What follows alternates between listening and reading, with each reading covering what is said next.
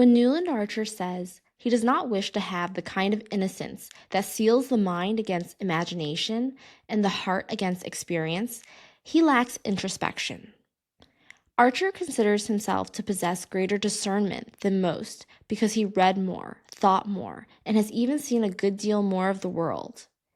Yet these habits alone cannot cultivate a set of morals for intentional participation in life. In an age whereby social norms take precedence to all else, Archer prefers to hide in the liminal space of his books and his dreams. He deludes himself that the possession of knowledge is enough to prove he is one of the clever people. He need not act on his understanding or desires, even though this deprives him from experience. The truth is, he avoids active participation in life because he is devoid of a clear set of morals to guide him. Despite all of these books and stories, Archer simply has never thought about how to apply any of these lessons to his life decisions. When he is forced to act, Archer aligns himself with the familiar morals of masculine solidarity in New York that are not necessarily his own. Nietzsche posits that individuals inherit morals from culture, religion, family, or society. Thus, Archer is naturally inclined to align with the traditional New York old money archetype. His error lies in blindly accepting their values and deliberating his life choices against them. Merely absorbing pre-existing morals does not make these morals genuinely his. This causes him to be uncentered, and therefore the choices he makes in life are misaligned with how he truly wants to participate. He is fickle and indecisive as he oscillates between social expectation and personal desire. Introspection would allow him to conscientiously determine the values that translate into the type of person he wishes to be.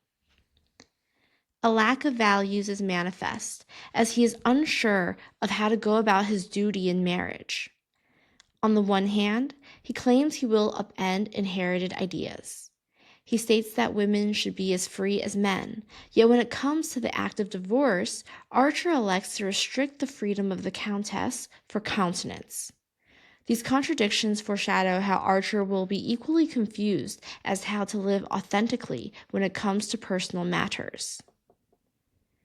Moral psychologists would explain this to be the result of tribalism. Those who self-aggrandize their social standing forego agency to satisfy the collective. This develops from a fear of exclusion. Jonathan Haidt calls this the classic duality of being 90% chimp and 10% bee. Naturally, we are invested in our own well-being, but there's a fear of being ostracized that will lead us to sacrifice our desires for that of the tribe. We exist as individuals, but we can't help but want to identify in the group. Archer exemplifies this as he recognizes the hollowness of his society, but tribalism prevents him from breaking the ranks. He chooses conformity over authenticity because social ostracism is too much to bear. Archer's choice to give up on his desire and participate loosely in life renders him an armchair romanticist. He vacillates between the inherited moral conventions of his New Yorkers and his own suppressed passions for the Countess.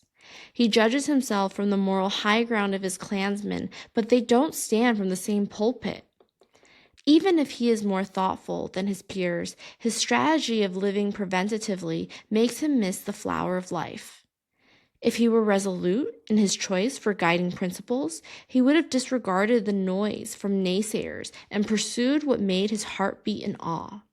His tragedy is precisely that he could have risen above the fray, yet he chose not to. By succumbing to the pressure of New York, Archer's existence is destined to be unfulfilling and bleak. Exogenous conditions distress him, and he flinches when the guardians of convention collectively banish the Countess. This is what we call preemptive retreat. The fear of being exposed to criticism and social punishment prevents him from pursuing what he wants most. The dread of being socially excluded made Archer truncate his own possibilities and never go to Paris. Thus, for 25 years, Archer resigns to an endless emptiness, and a lack of values condemned him to a life whereby nothing was ever to happen. His days were filled but not fulfilled. The failure to intentionally participate in life robbed Archer of potential happiness and left him with la douleur exquise. In French, this is translated as the pain of having someone to love, but knowing that sentiment can never be consummated. It is heart-wrenching, but self-inflicted. He, by not doing, not by doing, lost. La douleur exquise is a feeling I'm all too familiar with. Recently, synchronicity connected me with someone at the Pear Tree Cafe. There was a magnetic attraction when we exchanged smiles, and the hope of more kept us chatting endlessly. But social circumstances arose that prevented us from exploring the connection. We could not pursue anything because I was too worried about countenance. We have no way to get in contact with each other, minimal chance of feeling the same way again if our paths crossed. That ache of a loss for what could have been lingers because the same opportunity will not arise twice. Like Archer, I let that flower of love wilt because I cared too much about what others would think. Thus, dreaming of imagined scenarios should not suffice. Life requires intentional participation. The emotional responses of outrage are often imagined and exaggerated. Fear of self-actualization will be the difference between living and surviving. When we release what is out of our control, the possibilities of participation and discovery unfold.